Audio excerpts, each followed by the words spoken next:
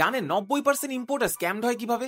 এক নম্বর হচ্ছে দাম। আপনি যখন একটা প্রোডাক্ট নিয়ে বিভিন্ন সাপ্লায়ারের সাথে কথা বলবেন তখন আপনি বিভিন্ন রকমের দাম পাবেন।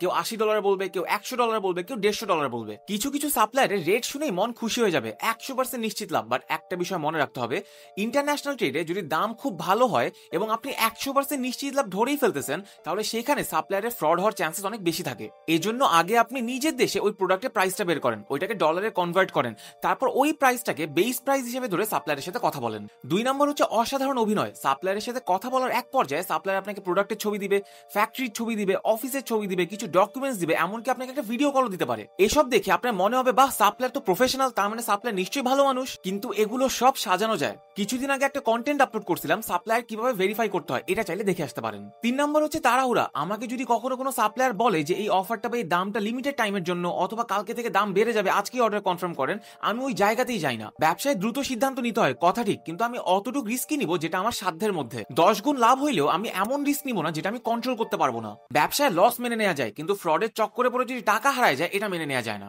কালকে সেভিংস নিয়ে একটা আইডিয়া শেয়ার করবো, এই জন্য এই রিল সেভ করে ফলো করতে কিন্তু ভুলবেন না।